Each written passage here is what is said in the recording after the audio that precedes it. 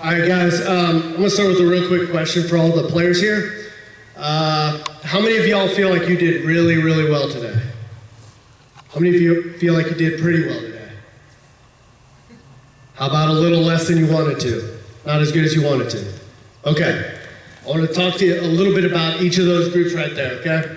So the guys who felt like they did pretty well to really well today, understand that all of this is relative to what your end goal actually is. So if your end goal is to play high school baseball and you feel like you did well today and the numbers reflect that, good for you. That's awesome. You did a great job. If your goal is to play Division I baseball or play for one of the pro teams represented here, understand that the competition is no longer the person next to you. It is those guys that are already in the system. Okay, so that's 6'9", 0, 6'9", 1, 6'9", 2, those times that were run today on the 60, those are really good for the age groups that we have here. Okay, when we start comparing them to a similar position at the pro and Division I level, not so good anymore. You understand what I'm saying there? Does that make sense? So if you are a shortstop, your competition is not the guy on JV next to you or the guy on varsity or the guy on the freshman team. Your competition are guys like Francisco Lindor, Carlos Correa.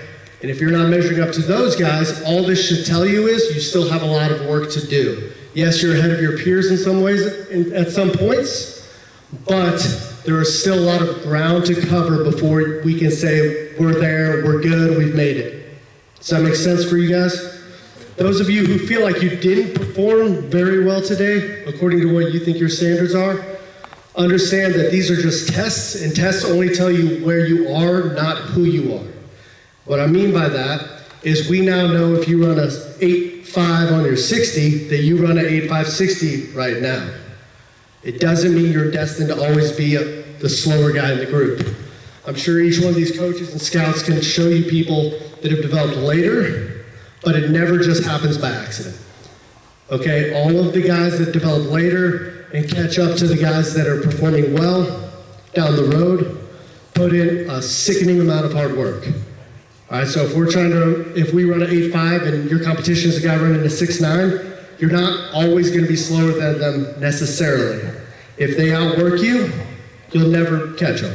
If you outwork them, you still might not catch them, but you can either close the gap and some of you might actually catch those people. Okay? All of these tests, how hard you throw. We've seen guys jump miles per hour. We've seen guys jump in bat speed. We've seen guys jump in running speed, but it comes through hard work. So all that should tell you whether you feel like you did really well today or you feel like you kind of let yourself down, that there's still a lot of work to do. And the best controllable you have is not your genetic talent. The best controllable you have is how much work you're putting into your body and your skill. Okay, not talent. Talent you're born with. Skill and your body are things you can actually adjust and change.